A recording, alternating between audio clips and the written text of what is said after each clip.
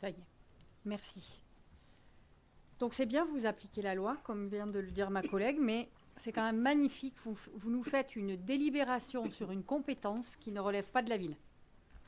Vous pensez que la ville a suffisamment de moyens pour assurer déjà les obligations qui sont les siennes? Et donc en fait, vous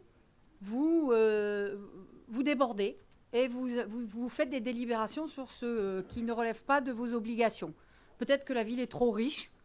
Et alors en plus, ce qui est terrible, c'est que quand on lit la délibération, vous savez que vous n'avez pas cette compétence parce que vous écrivez texto, on dépasse les silos conventionnels de l'action publique. Ah ouais, bah c'est le cas de le dire, là, vous dépassez grave. Hein.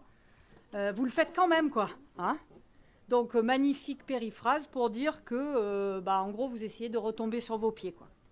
Et alors, pour tenter de faire rentrer cette délib au forceps dans les compétences qui sont les vôtres, vous dites les croiser avec d'autres actions comme habiter, activité physique, égalité, histoire de retomber sur vos pieds et de faire mine que vous vous éloignez pas trop de des obligations que vous avez.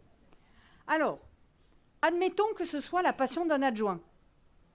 OK que l'initiative soit intéressante, pas de problème. Mais pendant que vous mobilisez largement, comme l'a dit M. Juven, les services, les élus et les associations, qui fait le travail obligatoire au service des Grenoblois. Très bien. Sans compter que, outre toutes ces personnes, financièrement, vous y consacrez combien?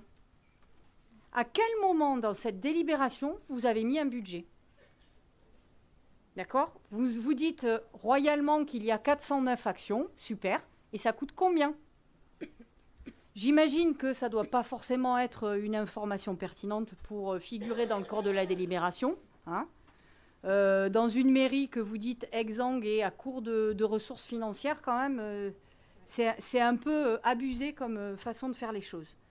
Je vous rappelle qu'il y a un certain nombre d'obligations que vous ne remplissez pas. Et alors, je vais vous prendre... c'est très curieux parce que j'ai reçu ce message-là il y a 24 heures sur une obligation de sécurité que vous ne remplissez pas. À la maternelle Drian, donc vous savez, c'est une compétence de la ville, hein, les écoles primaires et maternelles. À la maternelle Drian, il n'y a pas de porte coupe-feu. Ça fait des années que l'école vous la demande et vous n'avez toujours pas investi dedans. C'est juste une mise aux normes de locaux dans lesquels il y a des enfants. OK? Eh ben ouais. Donc en fait, vous faites quoi pour la sécurité de nos enfants? Alors c'est sûr, je comprends. C'est vachement plus sexy de dire on fait un grand plan de la santé plutôt que de dire on a acheté des portes coupe-feu. Par contre, les conséquences ne sont pas les mêmes. Hein. Je vous rappelle, est-ce que vraiment j'ai besoin de rappeler aux Grenoblois comment s'est terminée une des précédentes fois où vous n'avez pas rempli vos obligations en matière de sécurité et de protection des personnes? Par exemple, la non-évacuation des squats rue des Alliés et l'incendie de Richardson. On prend le cas des incendies puisqu'on parlait de ça. Hein. Vous avez des obligations aux personnes. Consacrez l'argent et consacrez le temps aux obligations qui sont les vôtres. Je comprends que ce soit votre marotte et c'est super que vous fassiez des choses en plus. Mais déjà, faites ce pourquoi vous avez été élu.